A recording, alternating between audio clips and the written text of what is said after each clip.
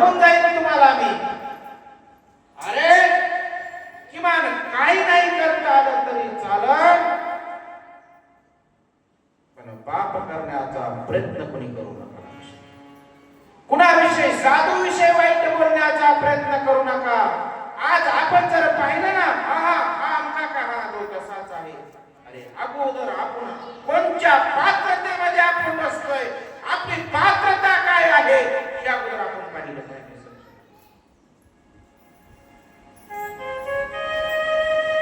साधू महात्मे सांगून गेले, अरे कोण्याही जीवाचा न घडो मत्सर. खरं सांगू का पुढे जाऊन माता बहिणींना सांगतो, अरे आम्ही आमच्याच गुरुची निंदा नालिष्टी करतो ना, याच्यासारखं पाप कशात नाही सज्जनांनो.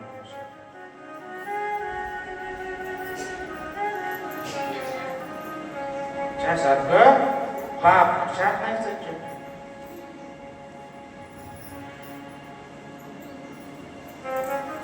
आणि एखादा जर व्यक्ती सत्कर्म करत असेल, एखादा व्यक्ती जर सत्कर्म करत असेल आणि त्याची जर विनाकारण आपण निंदा करत असेल ना, आता एखादा व्यक्ती जर प्रत्येक सप्त्यात पंगत देत असेल, मग त्याची वाय बापराव तुमची कशाला आम्ही बराबरी करायची,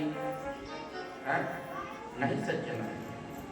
अरे आपल्याला पंगत घालता येत नाही ना, किमान त्याला टोचून तरी बोलू. ही सुद्धा या ग्रंथामध्ये शिकवलंय, आलं का पटणे मामा, ही सुद्धा या ग्रंथामध्ये शिकवलंय.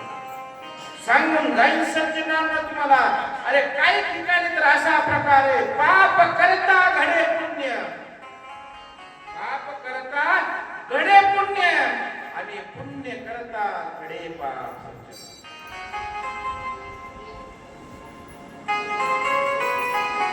साधू महात्मा साधना करतोय सज्जनांनो, एका ठिकाणी एका पायावर साधू महात्मा उभा आहे आणि वयस्कर आजी मंदिरामध्ये तुपाचा दिवा लावण्यासाठी तूप घेऊन चालले.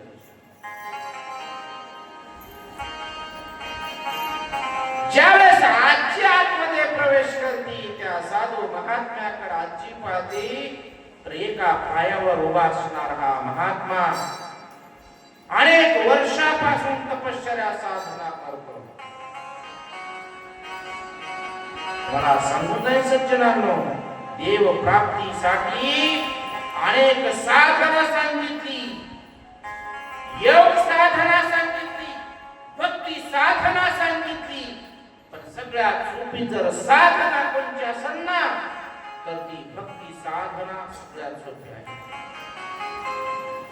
ही भक्ती आहे ना, कोणत्याही ठिकाणी देवाची भक्ती करता येते, पण योग साधना करत असताना त्याला सज्जनांनो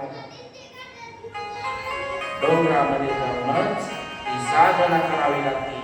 जर योग साधने देवाची प्राप्ती करण्याचा जर प्रयत्न केला तर प्राप्ती होईल असं 100% नाही, पण भक्ती जर तुम्ही केली तर 100% देव मिळल्याशिवाय राहत नाही. 100% खात्री हा शिवमहापुराण ग्रंथ देतोय. योग्याच्या वाठाने जर साधना केली ना, योग्याच्या वाटा जे निघाले ना सुफटा, तया दुःखाची वाटा भागाला. एवढं कष्ट आहे परमात्म्याला प्राप्त करण्यासाठी योगाच्या साधनाने.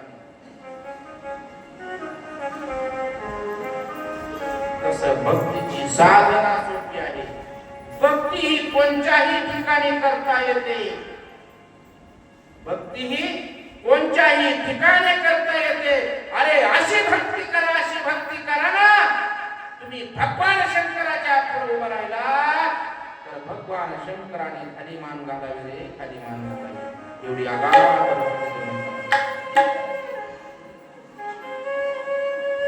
दृष्टांत सांगून जाईल सज्जनांनो. अरे ज्या नामदेव महाराजच्या कुटुंबाचं नाव राहत होती ना, काशी जणी कुठून आली माहिती नाही, कुणाच्या घरी राहते माहिती नाही, पण सकाळी जर जनाबाई दळायला लागली ना, 14 जणांचं पीठ जनाबाईला जात्यावर दळावं लागत होतं दिवसाचं. ज्यावेळेस जनाबाई दळायची ना, तर जनाबाईच्या भक्तीच्या पोटी परमात्मा जनाबाईला दळू लागला. एवढी आगाध भक्ती, किती आगाध होती सांगू का? ज्यावेळेस भगवान परमात्मा जनीला दळू लागत होता आणि काकड आरतीची वेळ झाली, त्यावेळेस परमात्मा गडबडीत उठला आणि पितांबर ठेवला आणि वाकळ घेऊन गेला.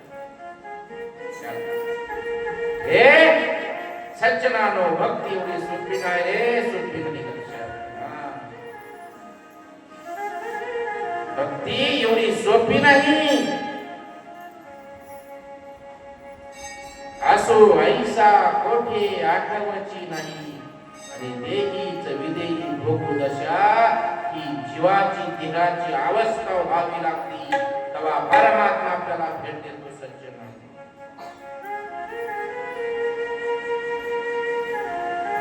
ज्यावेळेस परमात्मा उभा राहिला, बडव्यांनी तो काकड करताना अभिषेक महापूजा चालू केली. पितांबर दिसला नाही, वाकळ दिसली ना.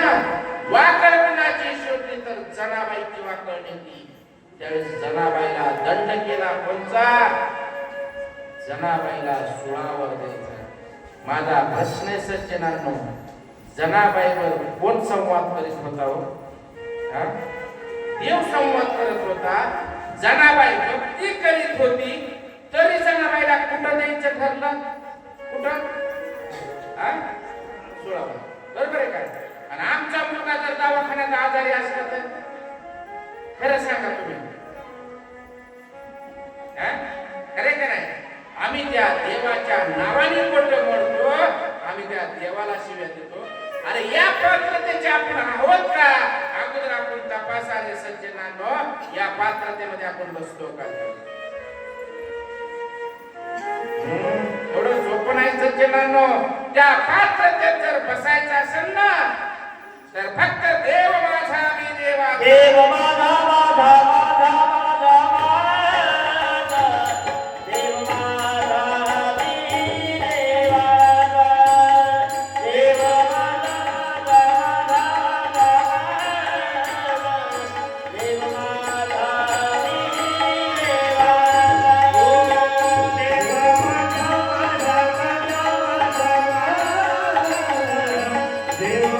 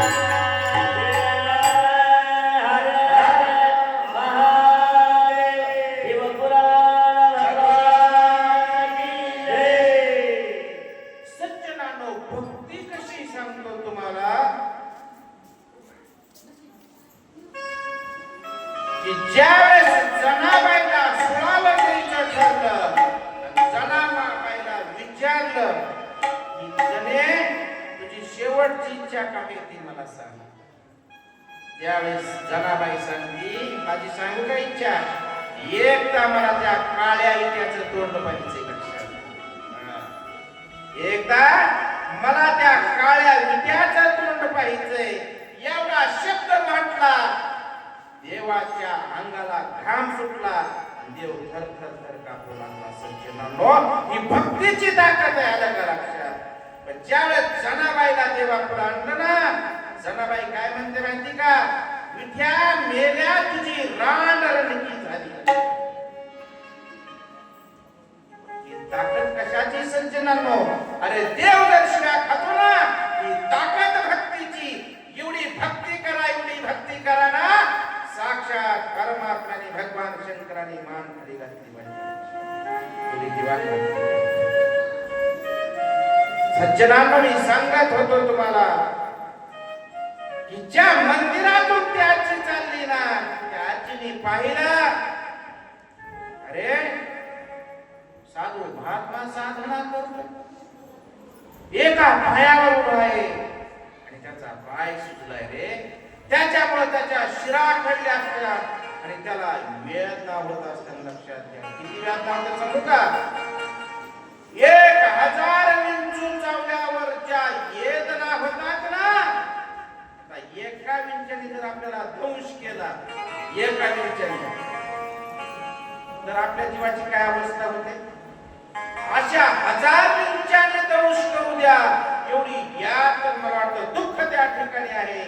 म्हणून त्या मातेला त्या साधू महात्म्याविषयी तळमळ वाटली आणि चांगल्या भावनेतून, लक्षात घ्या, मी काय सांगतो तुम्हाला, पाप करता घडे पुण्य आणि पुण्य घडता करता घडे पाप. ज्यावेळेस ती आजी त्या साधू महात्म्यापाशी गेली ना, तिने दिवा लावायचा सोडून दिला आणि साक्षात साधू महात्म्याच्या तच देव पाहिला.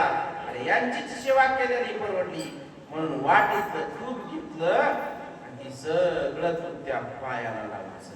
का? तुपाने पाय मऊ पडल आणि त्याची सूज कमी होईल.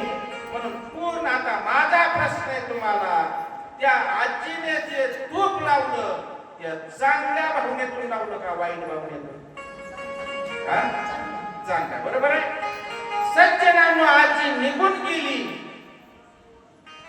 पण त्या ठिकाणी लई मुंग्या होत्या. त्या ठिकाणी म्हणून तर लई मुंग्यांना सांगावं लागतं चला कथेला. पण मुंग्या काय आपल्याला सोडून दुसरीकडे यायला तयार नाही. सज्जन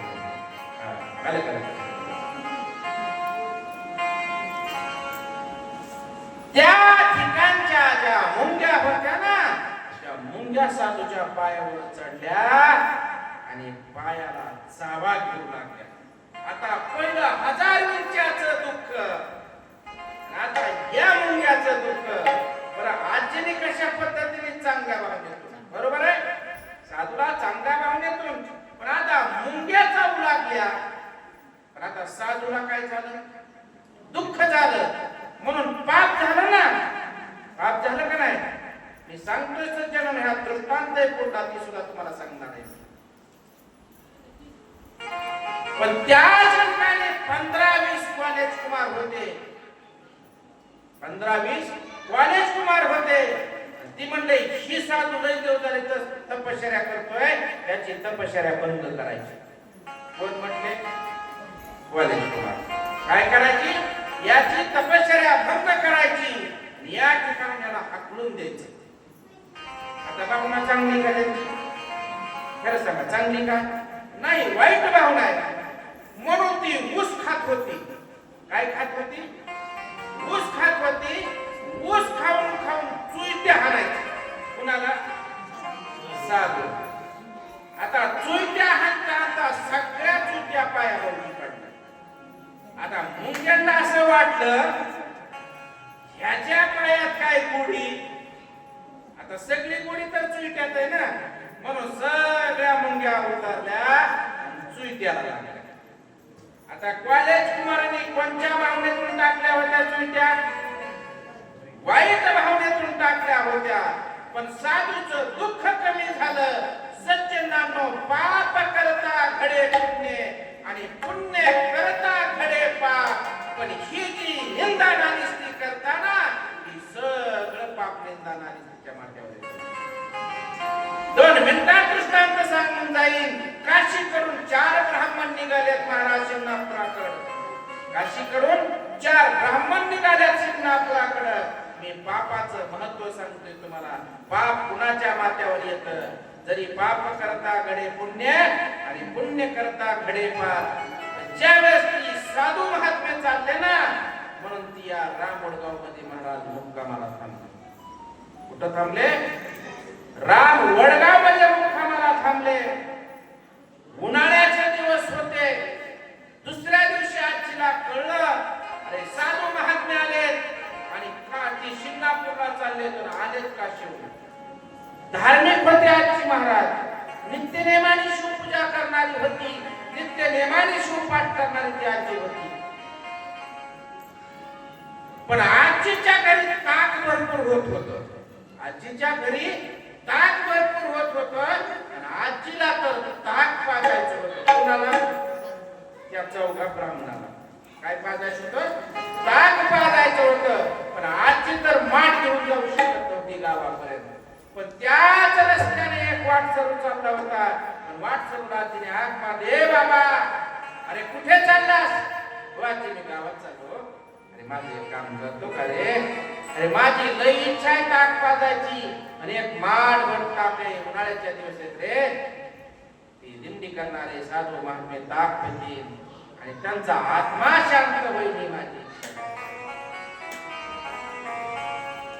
मला सांगू का, अन्नदानामध्ये किती पुण्य आहे. आता कायम नाही माझ्याकडनं, तर फार सुंदर दृष्टांत दिला असता. अरे एका पंक्तीमध्ये तुम्ही एक शीताचं जर अन्न दिलं ना, एक शीताचं, हजारो वर्षाचं पुण्य त्या नात्यात लागतं. आणि आपल्या ज्या पूर्वज आहेत का, त्या अन्नाच्या पुण्याने त्यांना महाराज नरकवास झाला असेल ना, तर त्यांना कैलासाची प्राप्ती होते. एवढं अन्नदान श्रेष्ठ आहे. सत्यनारायण एवढं अन्नदान श्रेष्ठ. अहो काय लोकांचं तर लई चित्र येतं लेकर महाराज. एखादा जर शेजारी आला, घरात चहा प्यात्या, ऐका, घरात चहा प्यात्या, त्याला म्हणणार नाही या चहा प्या. आलं का? अरे दिवसा तुम्ही सज्जनांना एक जणाला तरी अन्नदान द्या. एक जण नाही दिलं ना, अरे किमान गाईला तरी एखादा घास द्या. गाईला नाही ना गाईला देता येत. आता मी सांगितलं असतं ताई तुम्हाला, पहिल्या माझ्या माता आहेत का, पहिल्या जुन्या, ज्यावेळेस चुलीवर तवा टाकायचा ना, चुलीवर अगोदर बारका तुकडा करायचा, तो तुकडा तव्यावर भाजायचा, त्या अग्नीला द्यायचा व त्या अग्नीला द्यायचा, त्याच्यावर पाणी शिंपडायचं. ही संस्कृती माझ्या जुन्या. पण आता नवीन सांगायची काही आवश्यकता नाही. चुलीचा त्यांचा तपासच नाही ना.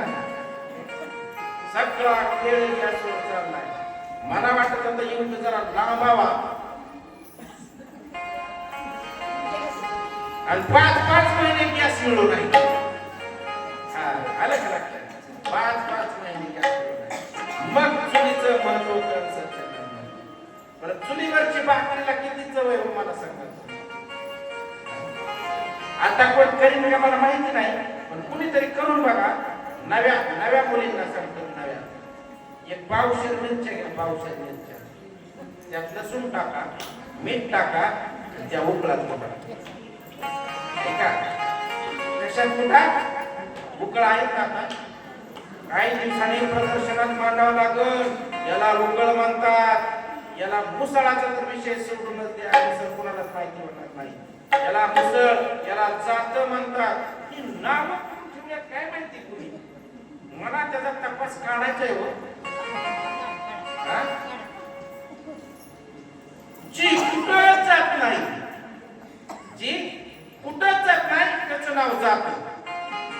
आलं का लक्षात? ती 24 तास एकाच जागेवर आणते, त्याला म्हणतात जात. आता कुठं जात काय माहिती. आलं का लक्षात? बघा तुम्ही सज्जनांना. त्याच्या पलीकडे जाऊन सांगतो, त्याच्या पलीकडे थोड्या ओल्या मिरच्या घ्यायच्या, थोड्या म्हणजे गाबल्या लालच्या मिरच्या घ्यायच्या, गाबल्या. लसूण टाकायचा, लसूण मीठ टाकायचं आणि त्या पाट्यावर वाटायचं.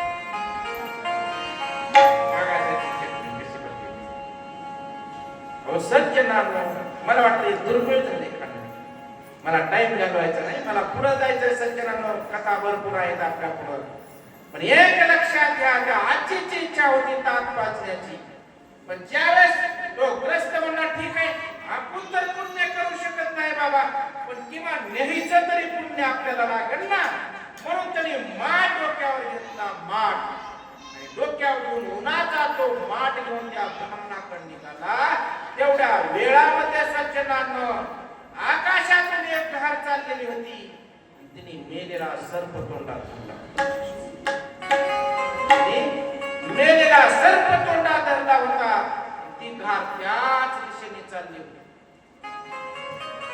ज्यावेळेस ती धार त्या दिशेने चालली, त्या सर्पाच्या तोंडातील विष माठात पडलं. सज्जन, सर्पाच्या तोंडातील विष माठात पडलं. आता मला सांगा, आजीने ताक चांगल्या भावनेतून नेलं, नेणारा त्याला माहिती का तो चांगल्या भावनेतून चालला. सज्जनानं तो गेला आणि ती ताक त्या ब्राह्मणाला पाजलं. काही क्षणात ब्राह्मण गेले. ज्यावेळी ब्राह्मणाचा मृत्यू झाला, काय असेल त्यांचं ती इली वाट लावली. पण सकाळी सकाळी गावातील 4-5 लोक कुचार वाट्यावर बसली. कुठं? कुचार वाट्यावर बसली. आणि ती कुचार वाट्यावर बसून म्हणू लागली, काय म्हातारीला गरज होती? म्हातारीला काय गरज होती ब्राह्मणाला ताक पाजायची? एक जण म्हणला, म्हातारीची काय चूक आहे, त्या मूर्खाने कशाला ताक आणायचं? दुसरा म्हणला, त्या बिचाराची काय चूक आहे, ह्यांना काय कट होता म्हणजे ताक प्यायचा, ह्यांनी ताक नसते तर कशाला मिली असते? काही कारण नाही सज्जनांनो. मी सांगतोय, पाप करता घडे पुण्य आणि पुण्य करता घडे पाप. पण पाप कुणाच्या माथ्यावर येते पा सज्जनांनो. पण ज्यावेळेस चित्रगुप्ताला ही पंचायत पडली आणि ज्यावेळेस चित्रगुप्त यादी घेऊन बसला ना, त्यावेळेस महाराज यांचं तिथं होते. प्रत्येकाच्या त्या चित्रगुप्ताच्या सभेमध्ये की हे पाप कुणाच्या डोक्यावर टाकायचं. त्यावेळेस एक जण चित्रगुप्त म्हणला, टाका ना म्हातारीच्या नावावर, कशाला म्हातारीने टाक द्यायचं? त्यावेळेस चित्रगुप्त म्हणला, आजीची काय चूक आहे, आजीने चांगल्या भावनेतून दिलं म्हणजे टाका मग त्या माणसाच्या नावावर. पाप कळतो ना, पाप आपण पाप कळतो ना. पाप ही शब्द कळला तरी वाचायला सज्जनांनो. पाप ही शब्द कळला तरी. आता मी विचारतो तुम्हाला, पण पंढरपूरला गेलं का? येत का? आपल्याला गेलाच नाही, कोणीच नाही का? एक बी कोणत्या जात असेल ना, चलत नाही मग एसटी तरी गेले असतील ना. हा बरं, गेले कुठं गेले सगळे लोक? हा बरोबर आहे. हा त्या मावशीला सगळं पाहिजे. मावशी कुठं गेलं ना? गेल्या चंद्रभागा. बरं, चंद्रभागा जाऊन काय केलं? खरंच नाही का? खरं तुम्हाला भगवान शंकराची शपथ नाही.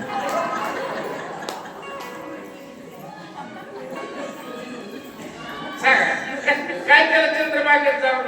हो आजी, तोंडाला हात लावू नका, देव तुमचं कल्याण करेल. सांगा काय केलं? आंघोळ केली. आंघोळ बरोबर आहे. कशासाठी केली? आपण पाप करतोय ही आपल्या लक्षात आहे. बरोबर आहे. आपल्याकडून पाप होत आहे हे लक्षात आहे का नाही? सगळ्याच्या पाप धुण्यासाठी लोक चंद्रभागेत जातात. म्हणजे जीवाला सुद्धा माहिती का आपल्याकडून पाप घडतंय बाबा, कवचित का होईना पाप घडतंय. बरोबर आहे. चला पुढे मी सांगतो सज्जनांनो, चित्रगुप्ताला पंचायत पडली की कुणाच्या माथ्यावर ही पाप टाकायचं. चित्रगुप्ताला काही सांगायची गरज आहे का हो? आख्या ईश्वराचा हिशोब त्या चित्रगुप्ताकडे. जो आपल्यावर सुद्धा स्वप्नात वाईट जर स्वप्न पडलं ना सज्जनांनो, त्याचं सुद्धा पाप जमा होतं. हो, त्याचं सुद्धा पाप जमा होतं. तुम्ही झोपीत जरी असला ना, झोपीत, तरी तुमच्या मोबाईलची जो रेंज आहे ना, ती रेंज त्या ठिकाणी चालू असते. तुमचं सगळं फिल्म त्या ठिकाणी आलं का? सगळं फिल्म रेकॉर्डिंग होतं. सगळ्यांनी सांगितलं. अवघड झालं. एक जण हुशार होता, म्हणा सांगू का तुम्हाला? म्हणता 5-6 जण मला सकाळ धरून बघतोय मी. म्हणता त्यांचं काय घेणं देणं नाही, कधी कुणाला चहा पाजला नाही, कधी कुणाला जेवण घातलं नाही. दुसऱ्याच्या पंक्ती धाव वाढल्या, लोकांच्या बिड्याच्या तुकडं गोळा करून वडली. कधी आयुष्यात तंबाखू विकत घेतली नाही, लोकांच्या तंबाखू खाऊ आयुष्य काढलं. कधी दान धर्म तर कधीच केला नाही ह्या लोकांनी. पण न करता विनाकारण ह्या तिघाची कुचालेंदी करीत बसली. म्हणून सगळं पाप ह्या 5-6 जणांकडे नाही कळलं सज्जनांनो तुम्हाला? म्हणून सज्जनांनो निंदा कोणाची करू नका. नाही चांगलं बोलता आलं तर बोलू नका, पण किमान आपल्या गुरुची तरी निंदा करू नका. एवढं तरी पथ्य पाळा सज्जनांनो, एवढं तरी फार दुःखय, फार पापय सज्जनांनो. हे शिव महापुराण आपल्याला शिकवतंय. हो, शिव महापुराण आपल्याला शिकवतंय. म्हणून या शिव महापुराणात पाप्याचा उद्धार होतो, ज्याने कत्तल केली त्याचा उद्धार होतो, जो वाईट मार्गाने वागला त्याचा उद्धार होतो, नवे नवे जो भिन्न जाती जन्माला आला ना त्याचा सुद्धा उद्धार सज्जनांनो या ग्रंथामध्ये सांगितलं रे. या ग्रंथामध्ये सज्जनांनो गुरु ध्रुव नावाचा व्याध होता. गुरु ध्रुव नावाचा व्याध की ज्याच्या घरी खायची पंचायत होती, त्याच्या घरी बायको आणि आई वडील होते. त्यावेळेस त्याच्या आई वडिलांनी त्या गुरु ध्रुवाला सांगितले, बाळा अरे भूक लागली आहे, खाण्यासाठी काहीतरी आण. आता यांचं खाद्य काय आहे तुम्हाला सांगायची गरज नाही. पिल्लाचं खाद्य काय आहे म्हणून त्या गुरुध्रुवाच्या लक्षात आलं की अरे आई वडील जर उपाशी मरत असतील ना तर याच्यासारखं बाप कशात नाही रे, याच्यासारखं बाप कशात नाही. अरे आमचे आई वडील गोट्यात झोपतात आणि आम्ही महाराज 4 मजली बंगल्यात झोपतो ना. आम्ही रोज पंचपक्वान्न खातो आणि आमच्या आई वडिलांना भाकर फेकून टाकतो. याच्यासारखं बाप कशात आहे सज्जनांनो? लक्षात घ्या, सगळं पुण्य आहे ना, ते सगळं पुण्य माझ्या आई वडिलांच्या चरणामध्ये आहे रे. सगळं पुण्य आई वडिलांच्या चरणामध्ये. ज्या देवाला इथे 28 वर्ष उभा केला ना, ते फक्त आई वडिलांच्या सेवेमुळे केलं. लक्षात घ्या, फक्त पुंडलिकासाठी आजोनी तिष्ठत आणि तुका म्हणे मात खंडे त्याची. फक्त आई वडिलांच्या सेवेमुळे. तुम्हाला सांगा परमात्मा ही पंढरपूर परमात्म्याचं नाही, ते विश्वेश्वराचं पंढरपूर आहे सज्जनांनो. त्या ठिकाणी भगवान शंकराचं वास्तव्य नंतर जात आलं का लक्षात. आणि त्या ठिकाणी सेवा चालत होती ना. भक्त पुंडलिक कुठून आणता? पंढरपूरच्या वाळवंटात. अहो काशी विश्वेश्वरावर आई वडिलांना घेऊन तो त्या पंढरपूरच्या वाळवंटात गेला. भक्त पुंडलिक हा काशी विश्वेश्वराचा भक्त आहे सज्जनांनो. भक्त पुंडलिक कुणाचा भक्त आहे? काशी विश्वेश्वराचा भक्त आहे. ज्यावेळेस देवाने सांगितलं ना मी आलोय, त्याच्याने आला चिन मी आई वडिलांची सेवा करते, तुझ्याकडे बघायला मला टाइम नाही. अरे काही संतांनी तर ना आई वडिलांना चौपड्यावर झोपवलं, शिंदीला दोरी बांधली रे, शिंदीला दोरी बांधली. एवढा टाइम नाही माझ्याकडे सज्जनांना तुम्हाला सांगायला. सांगितलं एक लक्षात घ्या, मी कथा सांगत नाही. कथा ऐकून पेक्षा जीवनामध्ये परिवर्तन झालं पाहिजे हे महत्वाचं आहे. अरे कथा तर आम्हाला लहानपणी आमचे आई वडील सुद्धा झोपत असताना आम्हाला कथा सांगायच्या, झोपत असताना गोष्टी सांगायच्या. त्यावेळेच्या गोष्टी आहेत का? आम्ही आई वडिलांना सांगायचो, बाबा गोष्ट सांगा. गोष्ट सांगितल्याशिवाय आम्हाला झोप येत नाही. आमच्या बापाने आम्हाला आपल्या चादरामध्ये झोपवावं आणि दोघांच्या अंगावर एकच चादर टाकावी आणि आपला हात त्या बाळाच्या पाठीवर ठेवा आणि आपल्या बाळाला त्या बापाची गोष्टी सांगावा. आणि याच्यासारखा भाग्यवान मुलगा कोण असेल रे? याच्यासारखा भाग्यवान मुलगा कोण असेल?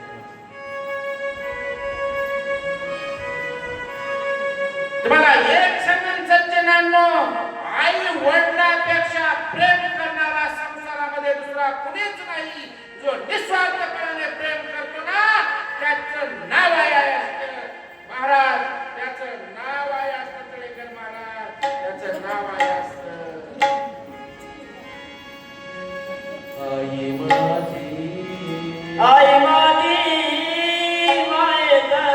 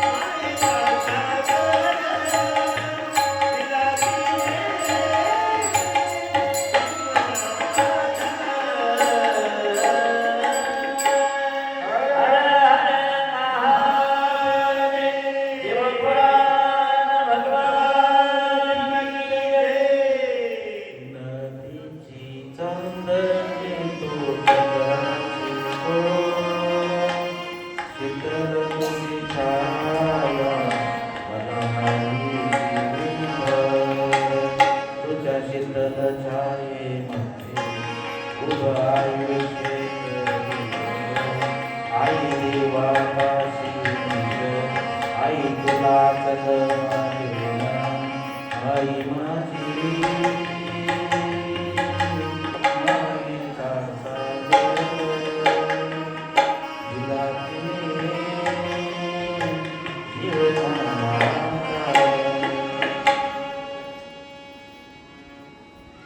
आई आपल्यावर निस्वार्थपणाने प्रेम करतात. पुढे सांगणार आहे आपल्याला जायचंय पुढे.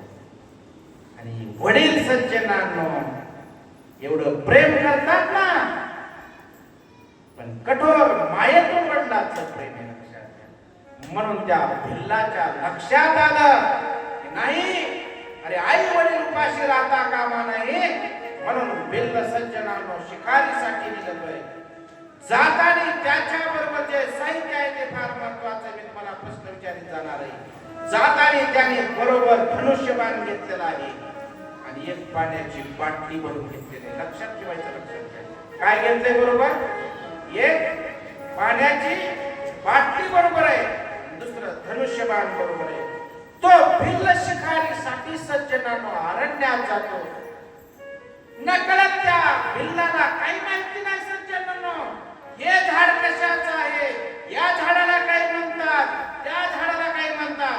त्यांना समाजाशी कसलंच घेणं देणं नाही, म्हणून तर त्यांना भिल्ल म्हणतात. आलं का? भिल्ल सज्जनांनो त्या झाडावर चढला. तो प्रहर होता सज्जनांनो 6 ते 9चा. रात्रीचे सज्जनांनो 4 प्रहर लक्षात घ्या. 6 ते 9 पहिला प्रहर आहे, 9 ते 12 दुसरा प्रहर आहे, 12 ते 3 तिसरा प्रहर आहे आणि 3 ते 6 चौथा प्रहर आहे. पहिल्या प्रहरामध्ये तो भिल्ल झाडावर चढला आणि तो भिल्ल आता फक्त शिकारीची वाट बघतोय. शिकार कधी येते आणि मी शिकार कधी करतोय.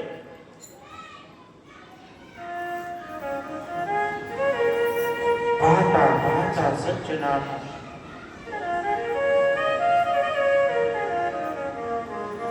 पशुवाला निष्पाप असणारा होतो. जो पशु आहे निष्पाप आहे सज्जनांनो. आयुष्यामध्ये जीवनाची उपजीविका, अरे पाणी प्यायचं, मुलाबाळांना जगवायचं, कुटुंब जगवायचं, अन्न चारा गोळा करायचा, आयुष्यामध्ये दुसरं काहीच नाही. असा एक प्राणी त्या सरोवरावर आला आणि तो भिल्लाने पाहिला आणि त्या भिल्लाने सज्जनाने धनुष्याला बाण लावला.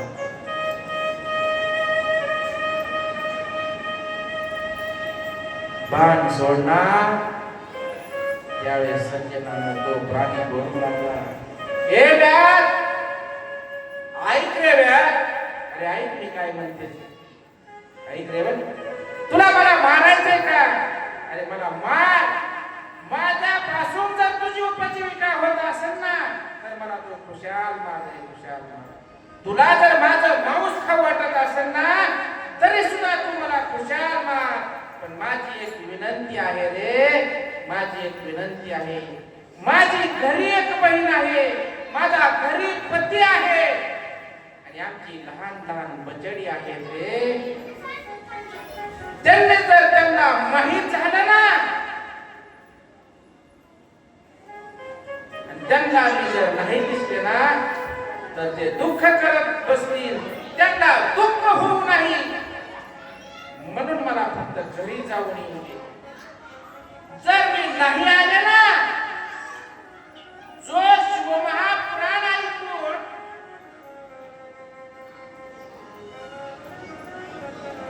दुसऱ्याची निंदा करत असेल ना तर त्याचं पाप माझ्या मस्तकावर टाकले. त्याचं पाप मी शपथ घेऊन सांगते तुला की मला फक्त एकदा सोड. तो व्याध चकित झाला. अरे मुका प्राणी बोलतोय रे, मुका प्राणी बोलतोय. आम्हाला तर देवानी तोंड दिल्यात रे, तरी आम्ही बोलू शकत नाही, तरी आम्ही बोलू शकत नाही. सज्जन कशासाठी आपल्याला तोंड दिले सज्जन? या परमात्म्याने हे शरीर दिलं ना, दिले इंद्रिय हातपाय डोळा मुख बोलाया वचन. काय शरीर दिलं हो देवाने, किती सुंदर दिले, किती सुंदर दिले सांगतो तुम्हाला. अरे तोंडाच्या ठिकाणी तोंड दिलं, नाकाच्या ठिकाणी नाक दिलं, डोळ्याच्या ठिकाणी डोळे दिले भगवान शंकर शिवाने आम्हाला. जर आम्हाला डोळे समोर दिलं असतं, नाक मागे दिलं असतं, तोंड पुढे दिलं असतं, मग आपल्याला जर घास घ्यावा लागला असतं, नाकाला द्यावा लागला असता, नाक नाक असताना ओके, मग मात्र या नारसाळ्यात सोडावं लागला असतं. आलं का? पण देवाला माहित होतं की तोंड देऊन उपयोग नाही. या तोंडामध्ये महाराज 32 नगराची स्थापना त्या परमात्म्याने केली रे. 32 नगराची का? या नगरामध्ये त्याला चावता आलं पाहिजे म्हणून तर नगरामध्ये आता बरीच लोकांना चावतात. आलं का? लय लोक चावा घेतले पटणे मामा, गावगाव अशी बरीच आहेत. आलं का? सज्जनांना मी सांगत होतो तुम्हाला, उठ हात का मानव देह अल्लाने तुझ दिया. उठ हात का मानव देह अल्लाने तुझ दिया. आया पिया सुख से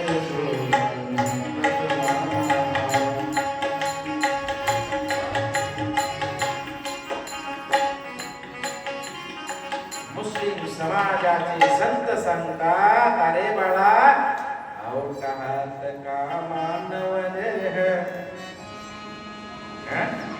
दिलाय ना 3.5 हाताचा देह त्या परमात्म्याने दिला. याच्यावर आपली सत्ता नाही सज्जनांनो. कधी हा जाऊ शकतो ही सांगता येणार नाही. मी सांगत होतो तुम्हाला, जर तुम्ही दवाखान्यात गेला आणि तुमच्या हृदयाची 2 ग्रॅमची पाकळी गेली तर डॉक्टर तुम्हाला सांगतात 2 ग्रॅमची पाकळी टाकायला 10 लाख खर्च येईल. 2 ग्रॅमची पाकळी टाकायला किती लाख? 10 लाख रुपये खर्च येईल. ही 2 ग्रॅमची पाकळी सज्जनांनो कुणी दिली व तुम्हाला? कुणी दिली? कुणी दिली? देवाने. कधी तुमच्याकडे बिल मागितलं का? एक लक्षात घ्या, रात्रीच्याला जर आम्ही लाईट लावली ना घरात, सज्जनांनो ऐका, फार महत्वाचं चिंतन आहे मी काय सांगतो ती. रात्रीच्या जर घरामध्ये बंगल्यामध्ये आम्ही लाईट लावली, फ्रीज चालू केला, टीव्ही चालू केली, तर महिन्याने आम्हाला बिल येतं का नाही? महिन्याने बिल. मग वायरमन सांगतो या तारखेला भरलं तर ठीक, नाहीतर काय करीन? Connection cut. मग आपण कशात? अंधारात. अरे 24 तास रात्री दिवसा 12 तास आम्हाला हा सूर्यप्रकाश देतो आणि रात्रीच्याला चंद्र आम्हाला शीतलता देतो. कधी मागितलं की तुमच्याकडे का म्हणला हे आता किती वर्ष झालं मी तुम्हाला प्रकाश देतो, द्या जरा मी म्हणलं का सूर्य? कधी नाही सज्जनांनो. आलं का लक्षात? 2 ग्रॅमची पाकळीचं 10 लाख रुपये. तुम्हाला पुढे जाऊन सांगेन सज्जनांनो, एकाचं हृदय काढलं, एकाचं पेशंटचं हृदय काढलं आणि ते हृदय त्याचं ऑपरेशन होत तर 2 तास काचेच्या भांड्यामध्ये ठेवलं. किती तास? 2 तास ठेवलं. 2 तासाने ते हृदय उचललं, त्याला बसवलं आणि ते शुद्धीवर आला. डॉक्टरला विचारलं, डॉक्टर किती बिल झालं? डॉक्टरने सांगितलं मला फक्त थोडं झाले. म्हणला किती? फक्त 25 लाख झाले. किती लाख? 25 लाख झाल्यात म्हटल्यावर तो हसू लागला. तो पेशंट हसू लागला. डॉक्टरने विचारलं का हो हसता? डॉक्टर 25 लाख कशामुळे बिल झालं? तर त्यांनी सांगितलं तुमचं हृदय काढलं, काचेच्या भांड्यात ठेवलं, त्या 2 तासाच्या काचेच्या भांड्यामध्ये ठेवल्याची किंमत 25 लाख. पेशंट हसू लागला. डॉक्टरने विचारलं का हसता? मला आश्चर्य वाटते व डॉक्टर, माझं हृदय 2 तास काढून फक्त काचेच्या भांड्यात ठेवल्यानं भाडं 25 लाख झालं. या परमात्म्याने आम्हाला हृदय देऊन आयुष्यभर जगवलं. अजून आमच्याकडे 1 रुपया मागितला नाही. अजून आमच्याकडे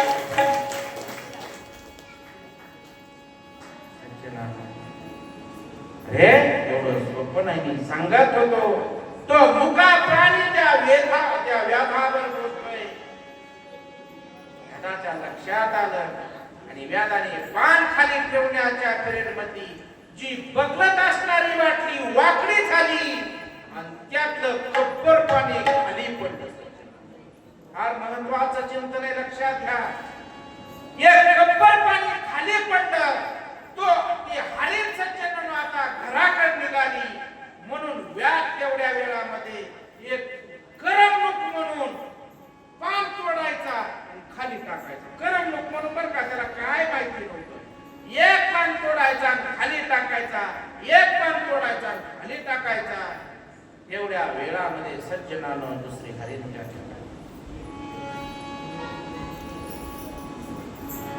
एवढ्या वेळामध्ये दुसरी हरिण त्या ठिकाणी आली आणि आता त्या वेधाने बाण लावला तर ती हरिण ही बोलू लागली. हे वेधा, अरे व्याध, मला माहित आहे रे तुझी बायको आणि तुझे आई वडील उपाशी आहेत. त्याच्या मुलात तर तू शिकारीसाठी आलास ना. अरे माझा जर मांस तुझ्या आई वडिलांना खाऊ वाटत असेल, माझा जर मांस तुझ्या बायकोला खाऊ वाटत असेल ना, तर मला खुशाल मारे, मला खुशाल.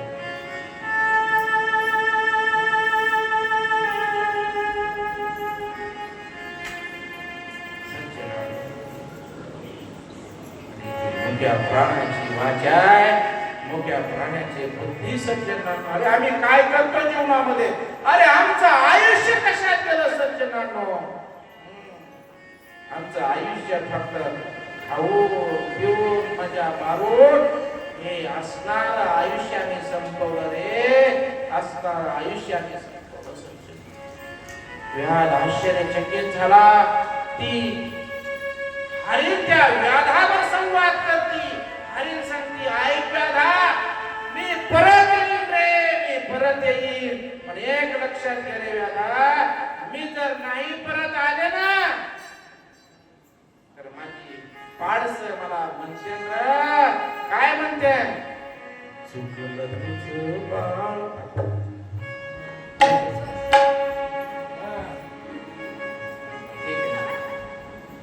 हरिण काय म्हणती? मी जर परत नाही गेले तर माझी पाडस सांगतात, साध्या भाषेत सांगतो, चुकलं तुझं बाळ आई हिंडत धाई धाई ग.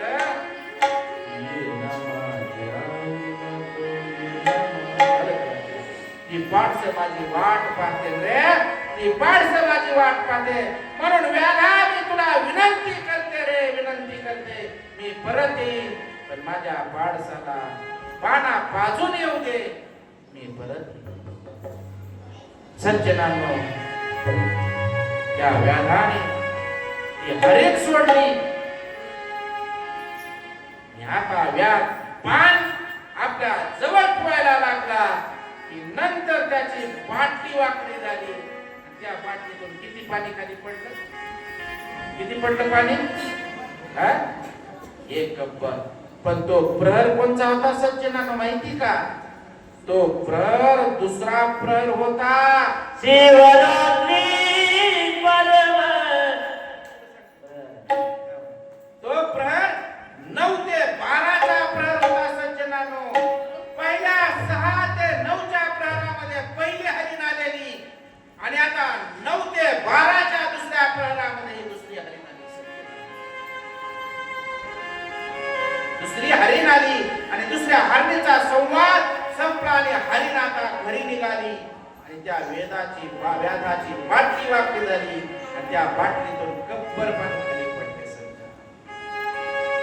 तो व्याध परत सज्जनांनो करमणूक म्हणून परत पान तोडायचा आणि परत पान खाली टाकायचं. त्यावेळेस हरिण घरी गेली. आता सज्जनांनो तिसऱ्या प्रहरामध्ये 12 ते 3च्या प्रहरामध्ये सज्जनांनो हरण त्या ठिकाणी निघाले पाणी पिण्यासाठी. ज्यावेळेस हरण त्या ठिकाणी आलं त्यावेळेस व्याधाने परत बाण लावला. हरण संवाद करू लागलं. ए व्याधा, अरे ऐक रे, मला मारायचंय का? खुशाल मार रे, मला मरणाची भीती नाही रे, मला मरणाची भीती नाही. मी मरणासाठी कधीच गेलो नाही. मला माहिती व्याध आई, हे जे शरीर मला दिले ना परमात्म्याने, हे शरीर माझं नाशिवंत आहे. ह्या शरीराचा माझा म्हणजे चिरायुकाल नाही. कधीतरी शरीर संपणार आहे, कधीतरी शरीर सोडून मी जाणार आहे. नाशिवंत देह जाणारे सकळ आणि आयुष्य काळ काय की नाशिवंत देह सज्जनांनो, याचा जो काळ आहे ना, आयुष्याचा काळ सर्व काळ तो हरिण त्याच्याशी बोलतोय. व्याध, मला माहिती आहे हे सडक कुचक शरीर आहे, या शरीराचा उपयोग नाही, म्हणून मी शरीराची कधीच आसक्ती केली नाही रे, मी शरीराची कधीच आसक्ती केली नाही. सज्जनांनो, व्याध चकित अरे बरं, ह्याला व्याधाला देव काय, धर्म काय, काहीच माहित नव्हतं. हे काय चाललंय, ही व्याध बोलतोय, काय चाललंय? मुखा प्राणी संवाद करतोय माझ्यावर. कारण सांगतो, व्याध फक्त मला एक टाइम दे, एक मोका दे, मला घरी जाऊन दे रे. का? अरे मला 2 पत्नी आहेत, माझी चिली पिली दाती बाळ माझ्या घरी आहेत रे, आणि त्यांना पोषिता पोसवण्याचं काम, त्यांना जगवण्याचं काम मी करतोय. मी एक सांगेन सज्जनांनो, 1000 गेले तरी चालते रे, 1000 गेले तरी चालते, पण 1000चा पोशिंदा कधीच गेला नाही पाहिजे. 1000चा पोशिंदा कधीच गेला नाही पाहिजे.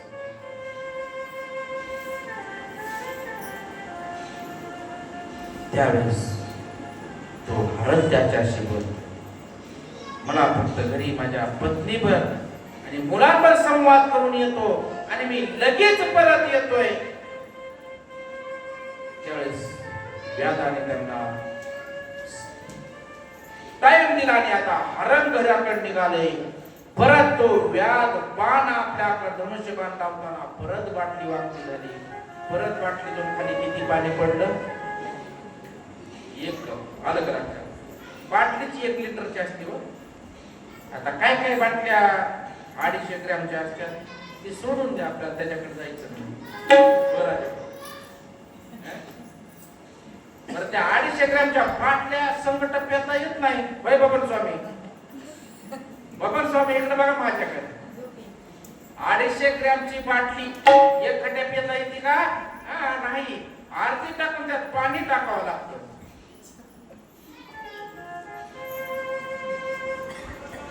सज्जनांनो, मी सांगत होतो तुम्हाला, तो व्याध आता घराकडे गेलाय आणि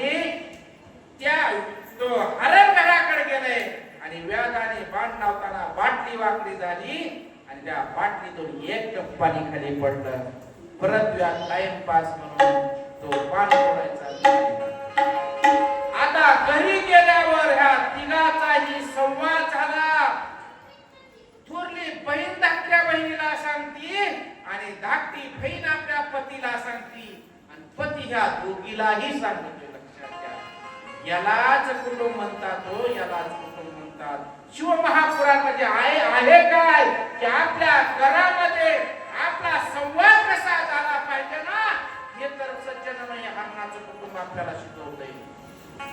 तिघांचा विचार चालू आहे आणि तिघांच्या विचार ऐकण्यासाठी मुलं समोर बसतात. याच्यासारखं भाग्य कशात आहे सज्जनांनो?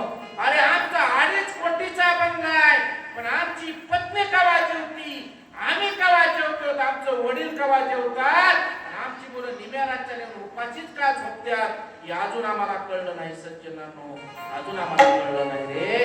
हे कळण्यासाठी सज्जनांनो सगळ्यांनी एकत्रित ठिकाणी जेवण केलं पाहिजे आणि जेवण करत असताना आपल्या कुटुंबावर, आपल्या प्रापंचिक संसाराचा विचार एक जागेवर मांडला पाहिजे. लक्षात घ्या, याला तर एकता म्हणतात, याला तर एकता म्हणतात. आज आमचा असा अवमेळ झालाय ना, लय अवमेळ झालाय महाराज. खरं सांगू का, बचत गटाने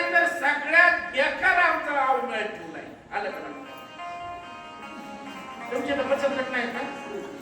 बरं नसतं म्हणजे भाग्यवान आहे बाबा. आलं का? हा? आहे तर?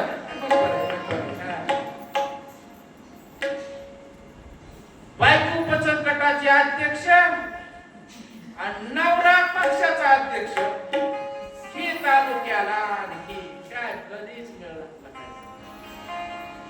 मला तिकडे जायचं नाही सज्जनांनो, पण हरणाचं कुटुंब आपल्याला काय शिकवतंय, हरणाचं कुटुंब आपल्याला काय सल्ला देत हे लक्षात घ्या की चौघही जण एका जागावर आहेत. दोन पती आणि त्यांची मुलं आणि ऐकतात. व्याध म्हणतो मी हरण म्हणतो मी जाणार आहे, कारण का मी शब्द देऊन आले. त्यावेळेस हरिण सांगती तुम्हाला जाऊन चालणार नाही हो, तुम्ही तर या कुटुंबाचं पोशिंदा आहात, तुम्ही तर कुटुंबाचं पोशिंदा आहात. रोज तुम्हीच कमवून आणतात आणि आम्हाला जगवतात. जर तुम्ही गेला तर कोण कमवून आणणार आम्हाला जगवणार? मी जाणार. त्यावेळेस सांगती बाई तू जाऊ नको ग, का आता तुझी लहान लहान मुलं आहेत, त्यांना तुला पाना पाजावा लागणार आहे. आता माझं काय पिकलं पान. आमच्या घरात बी आमच्या वयस्कर राज्य असतात ना, म्हणतात काय आता काय बाई माझं पिकलं पान कधी बी गळून पडणार. आपण विचारलं ना आजची कवा जायचंय, ते म्हणते थांबकी माझ्या ना कसं लग्न होती मग जायचं. फक्त इकडं म्हणती पिकलं पान कवा बिघडणार. आलं का लक्षात? पण अपेक्षा नाही. चला पुढे सज्जनांनो, संवाद चालू आहे.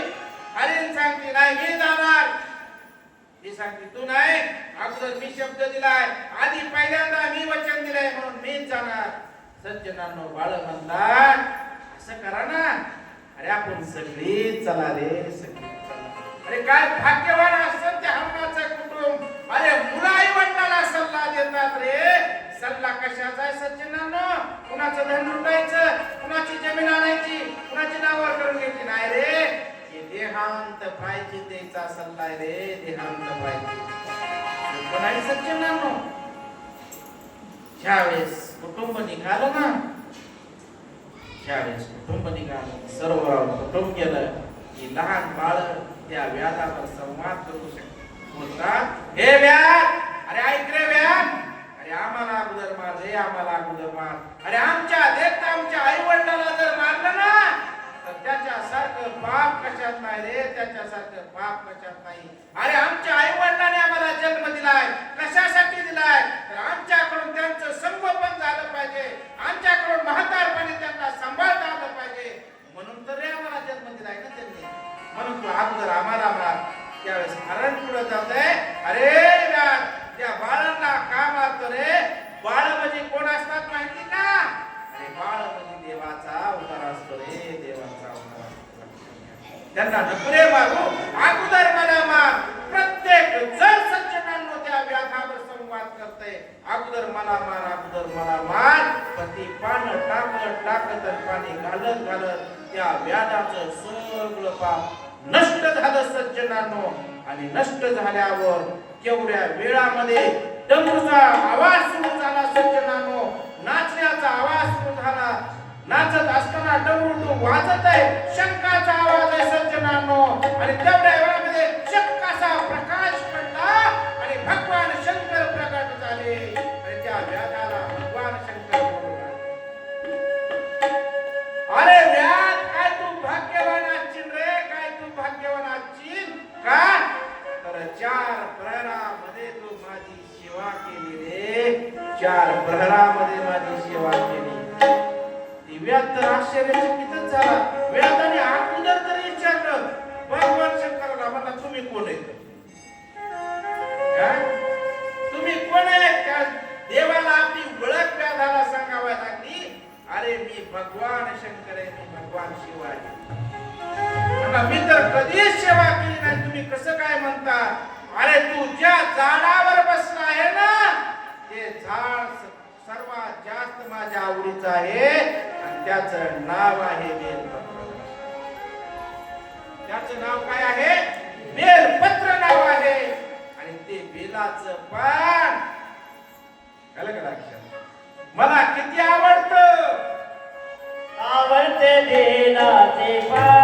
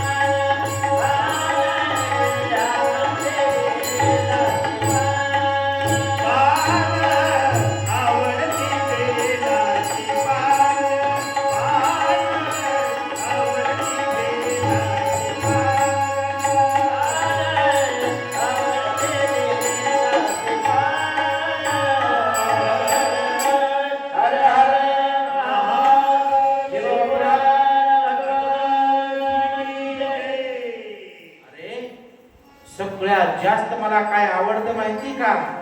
बेल पान आवडतं, बेलपत्र आवडतं. त्या झाडावर तो बसून 4 प्रहर मला बेल वाहत होता. परंतु ज्या ठिकाणी बेल वाहत होता ना, तुझी घरून आणलेली नाटली का घरून, सज्जनांनो सांगून जाईल, भगवान शिवाला जर पाणी वाहायचं असेल ना, तर ते पाणी आपण आपल्या घरूनच नेलं पाहिजे रे. ते पाणी आपल्या घरूनच नेलं पाहिजे. इतर ठिकाणचं पाणी भगवान शिवाला मान्य नाही. ते पाणी घरून नेऊन त्या भगवान शिवाला वाहिलं पाहिजे. तुझे 4 प्रहर मला एक एक कप पाणी घातलं ना, त्या ठिकाणीच मी आहे. जरा व्याध जरा बाजूला सारून बघ. ज्यावेळेस ती बेलपत्र बाजूला सारलं ना, तर स्वयंभू सज्जनांनो त्या ठिकाणी शिवलिंग होते रे. शिवलिंग त्यावेळेस भगवान शंकर प्रसन्न झाले आणि व्याधाला सांगितलं, अरे तुझ्यासारखा पुण्यवान नाही का, तर आज तुम्हाला जे बेलपत्र वाहिले ना, की साधा सुद्धा दिवस नाही, तो कोणता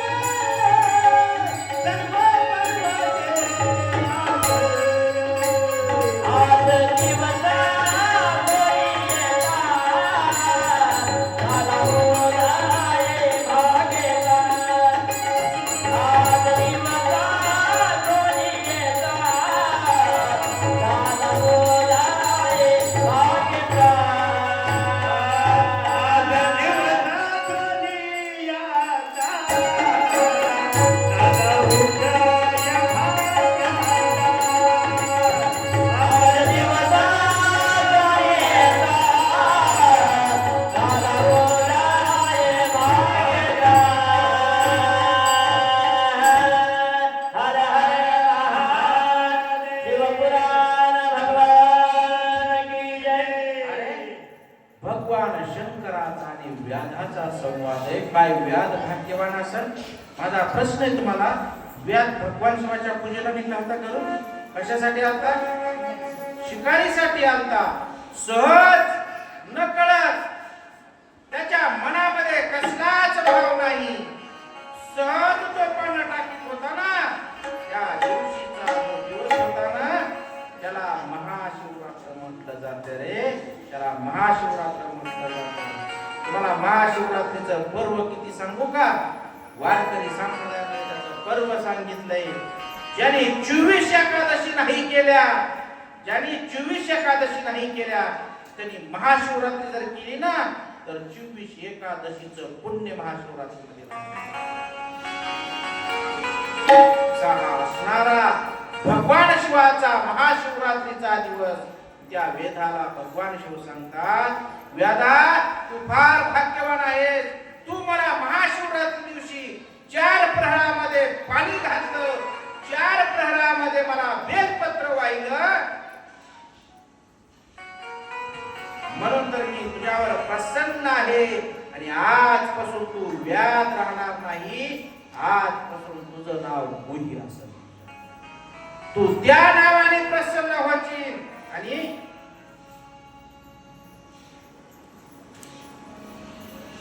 ज्या नगरामध्ये तुला जायचंय, जे नगर स्थापन करायचंय, त्या नगराचा तू राजा होशील. आणि ज्या नगरात तू राहणार आहेस का, एक दिवस तुला प्रभू रामचंद्र येऊन तुझ्या नगराला आणि तुझ्या घराला भेट देतील, असं महाराज भगवान शंकर त्या व्याधाला सांगतात. व्याधा आणि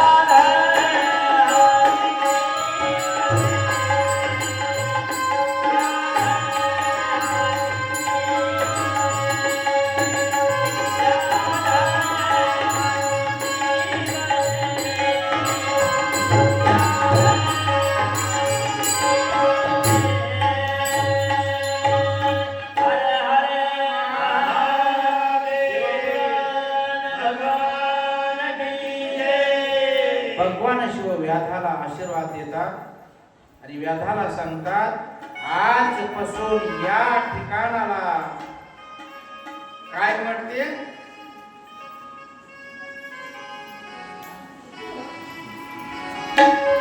व्याघ्रेश्वर भगवान या नावाने एक ज्योतिर्लिंग आहे. व्याघ्रेश्वर भगवान, व्याधाला तिथं नाव दिलं सज्जनाला, आणि या ठिकाणी मी आजपासून वास्तव्य करन की भगवान शंकर त्या व्याधाला सांगतात. आणि हा संवाद झाल्यावर ज्यावेळेस व्याध निघून जातो त्यावेळेस त्या हरणांना आणि हरणांच्या बाळाला घेऊन भगवान शंकर विमानामध्ये बसवतात आणि या सर्वांना कैलासामध्ये मुक्कामाला घेऊन व्याघ्रेश्वर भगवान की जय. सज्जनांनो, अशी ही महाशिवरात्रीची कथा आहे. या कथेमध्ये एवढं सुंदर चिंतन सांगितलं आहे. म्हणून सज्जनांनो, सूतजी प्रयागराज क्षेत्री येतात. ज्यावेळेस सूतजी प्रयागराज क्षेत्री आल्यावर सगळे देव ऋषी मुनी त्या ठिकाणी येतात. 25-30 मिनिटात बोलतो आपण, लगेच संपतो. 4:45 सगळे ऋषी मुनी त्या ठिकाणी येतात आणि सूतजीला प्रश्न करतात, शिव महापुराणाचं महात्म्य आम्हाला सांगा. त्यावेळेस सूतजी सगळं शिव महापुराणाचं महात्म्य ऋषी मुनींना, देवांना, सर्वांना सांगतात. पण त्यावेळेस सर्वांनी प्रश्न उपस्थित केला की आम्हाला देवाची उत्पत्ती कशी झाली, ब्रह्म विष्णू महेश्वराची उत्पत्ती कशी झाली याचं चिंतन आम्हाला सांगा. त्यावेळेस सूतजी त्यांना चिंतन सांगतात. ज्यावेळेस एक वेळेस विष्णू क्षीरसागरामध्ये शयन करत होते, त्या ठिकाणी लक्ष्मीही होती. जरा मी जलद सांगते, आपल्याला पुढे जायचे बरंच. लक्ष्मीही त्याच ठिकाणी होती आणि लक्ष्मी त्या ठिकाणी होती. आणि तेवढ्या वेळामध्ये ब्रह्मदेव त्या ठिकाणी आले आणि ब्रह्मदेव आता विष्णूशी संवाद करतात. ब्रह्मदेव उभा राहिले आणि विष्णूला बोलतात, हे बाळा उठ.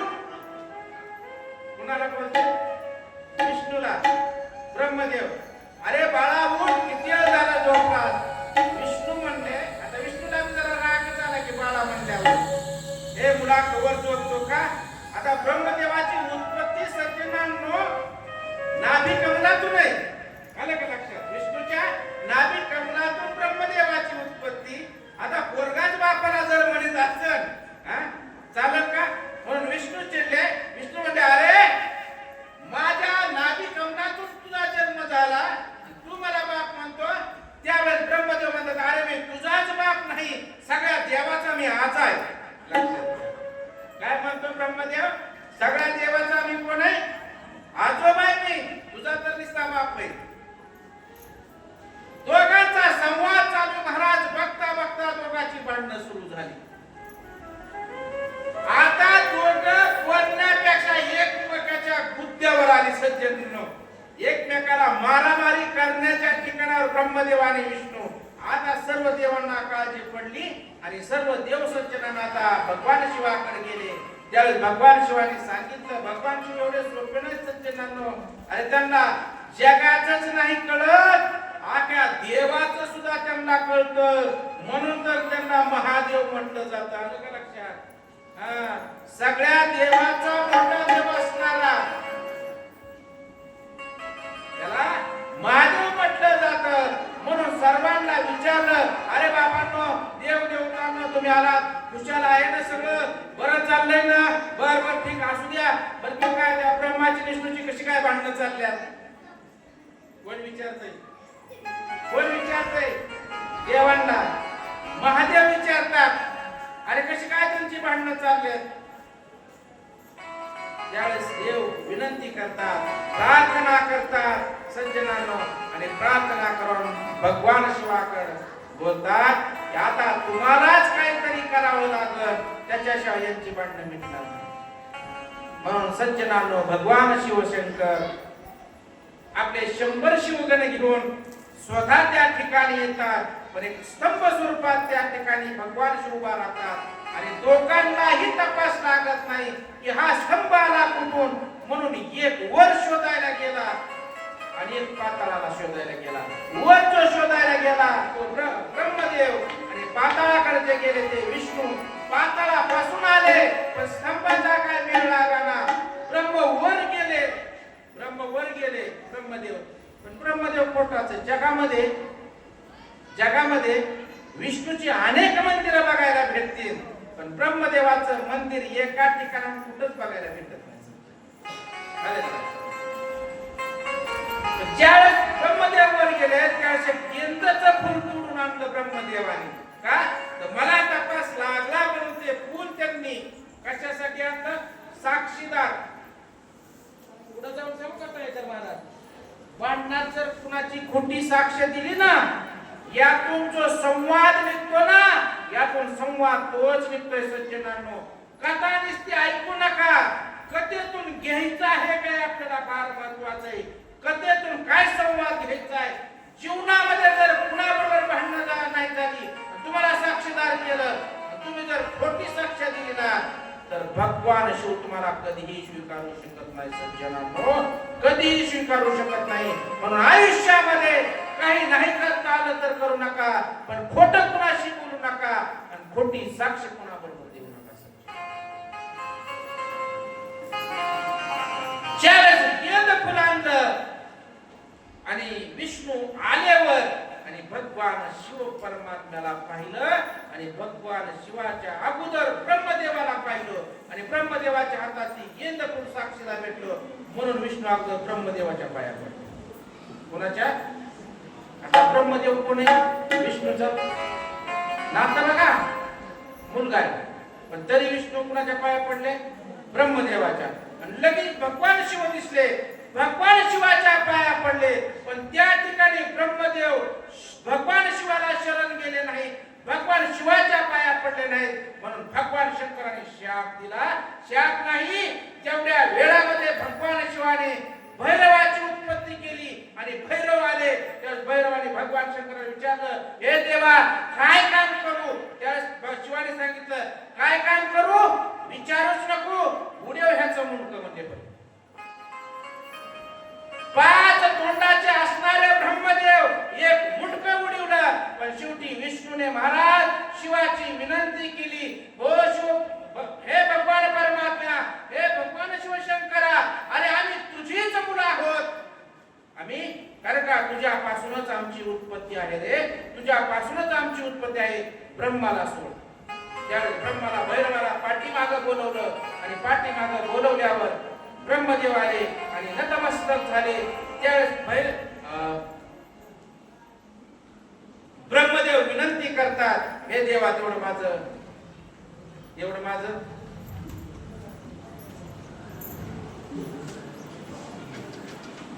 छाटल्याला मला परत दे ना. त्यावेळेस शिवजी सांगतात, एक लक्षात घे,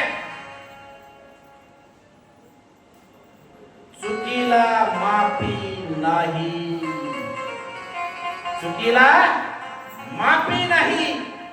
मग एक लक्षात घ्या, देवाला चुकीला माफी नाही, आपल्या चुकाला माफी आहे. किती चुका आहे आपल्या आयुष्यात? तुम्हाला खरं सांगू का, दिवस किती तासाचा आहे? दिवस किती तासाचा आहे?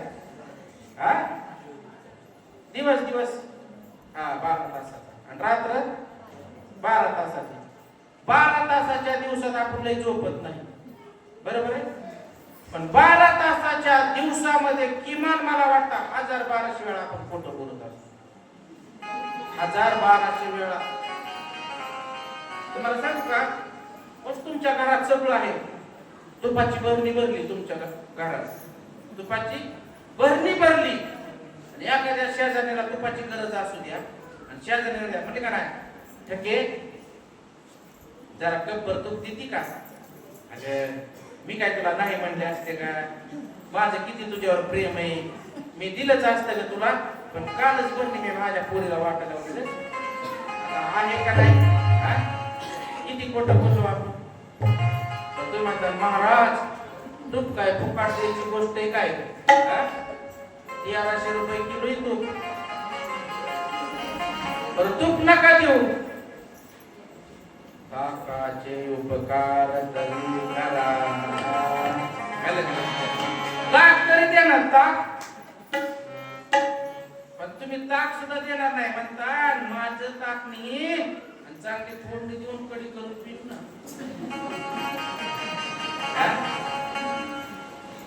दाखवून ताकाचे सुद्धा उपकार करू शकत नाहीत. मग देव आपल्याकडे बघत नसेल होय? हा?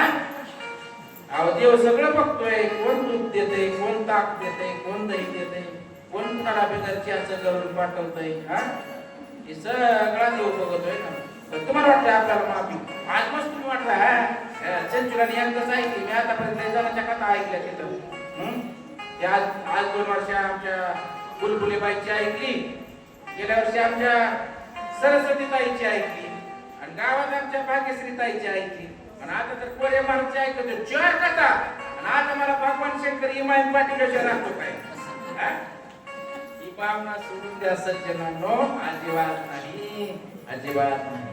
अंतकरण शुद्ध पाहिजे रे, अंतकरण शुद्ध पाहिजे.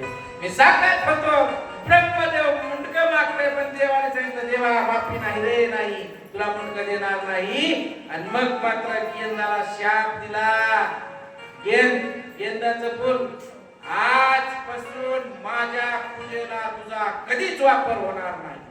म्हणून गेंदाचं फुल कधीच भगवान शिवाच्या पूजेला नसायचं. ही उत्पत्ती विष्णू ब्रह्मदेव आणि शिवाची. हर हर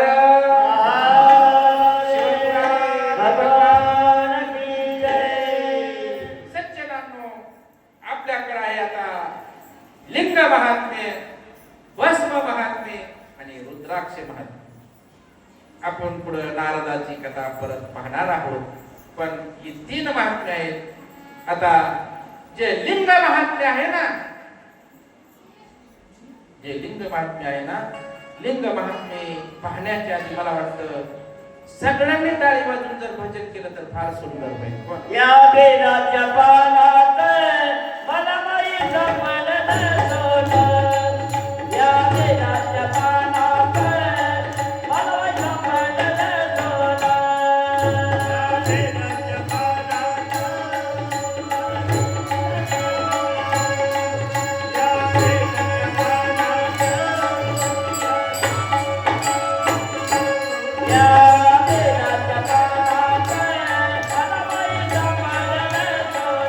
उदाच्याला पाय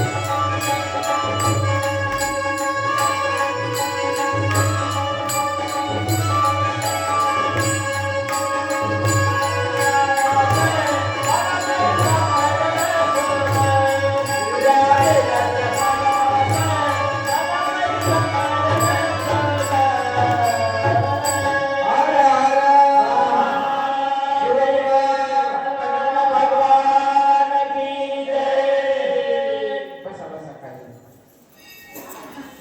भगवान शंकर आपलं कोटी कोटी कल्याण करो, कोटी कोटी कल्याण करो. सज्जनांना आपण पाहत होतो ब्रह्म विष्णू महेश्वराची उत्पत्ती. आपण लिंगाचं माहिती थोडक्यात पाहणार आहे. कथा पुढं फार भरपूर आहेत. लिंग किती प्रकारचे आहेत, आपल्याला जो दिला जातो ना लिंग, गुरुच्या सानिध्यामध्ये गुरुजी आपल्याला लिंग देतात आणि लिंगाचं आणि आपलं जे लग्न लावलं जातं त्या लिंगाला काय म्हटलं जातं? कोणचा लिंग? इष्टलिंग. सांगितलं नाही का इष्टलिंग म्हणतात तुम्हाला? बोल. एक लक्षात घ्या, कथासन कीर्तनासन तुम्ही बोलायचं, मी बोलायचं, ह्यांनी म्हणायचं, त्यांनी वाजवायचं, ह्यांनी वाजायचं, सगळ्यांनी मिळून जे करायचं त्याला कथा कीर्तन म्हटलं जातं. व त्याला कथा कीर्तन म्हटलं जातं. एकट्यानेच बोलायचं. आणि आता कसं असतं माहिती का? खरं सांगतो तुम्हाला, कथेत बसलं ना तुम्ही, काही नका करू. तुमचा चेहरा जर फ्रेश असता ना, फार सुंदर. आता आम्ही लय जागेवर कथा करतो, तुमचं चेहरा चांगलं बरं का. मला 5 दिवस कथा करायची. लय जागेवर कीर्तन ती करतो का मी? अहो स्वतःच्या तोंडावर काय डुकरी मावा पडलाय सदा डांड आणलेला आहे गडी, सदा डांड आणलेला आहे. मग या वक्त्याला वाटतं माझंच काय चुकतंय काय की जे पाठ करून येतो का ते सुद्धा विसरून जातो त्यांचा चेहरा बघून. खरं खरं राजा सगळं विसरत ती. आणि मग लोक त्याची कथा पडली काय पडत नाही, त्याला उचलायची पाळी आली. खरं सांगू का, ही म्हणणारी वाजवणार जर नसलं का, कथाकाराचं आणि कीर्तनकाराचं कवा याला मसनात नेऊन पुरत्या.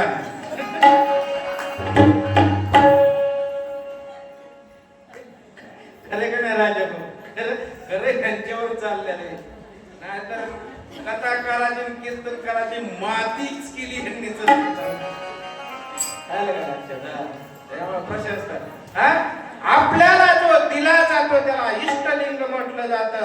ज्या इष्टलिंगाची गुरुमाऊलीने वेद मंत्राने पुरोहिताच्या हाताने आपलं लग्न लावलं जातं, देहाचं आणि लिंगाचं लग्न लावलं जातं. लिंगपती अंग थोराता थोर कल्पना ही मनाची, थोराता थोर कल्पना ही मनाची, अंगावरी लिंग तुला भीती कुणाची, अंगावरी लिंग तुला भीती कुणाची. थोराता थोर कल्पना ही मनाची, थोराता थोर कल्पना ही मनाची, अंगावरी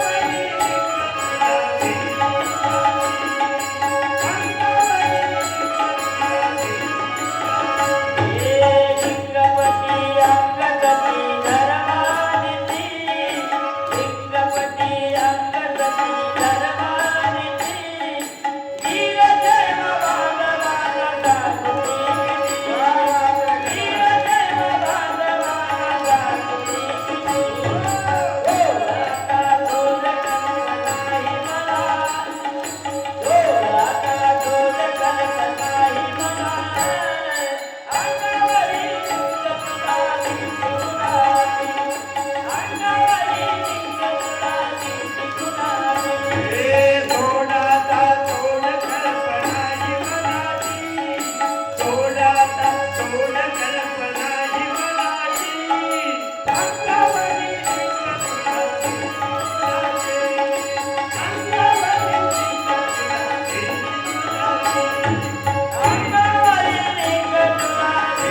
तुला हर हर महादेव भगवान की जय. हो ना, सुंदर.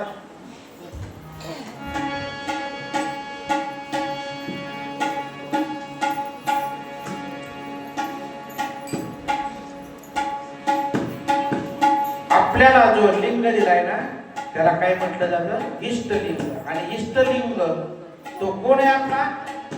आतापासून कधी गुरु माऊलीने आपल्या हातावर दिला आणि त्याचा आणि आपलं काय लावलं, लग्न लावलं. तुम्हाला पुढे जाऊन सांगू का, आपण एवढं भाग्यवान आहोत ना, एवढं भाग्यवान आहोत ना, या जीवाचं या मृत्यू लोकात दोनदा लग्न लागलं जात.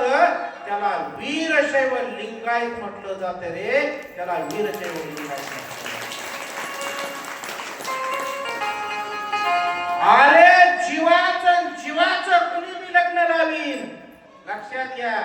आई वडील नसलं तर कुणी सुद्धा लग्न लावून देईन, पण देवाचं आणि जीवाचं लग्न गुरुने लावून देवा, ह्याच्यासारखा भाग्यवान कोणी सत्य नाही.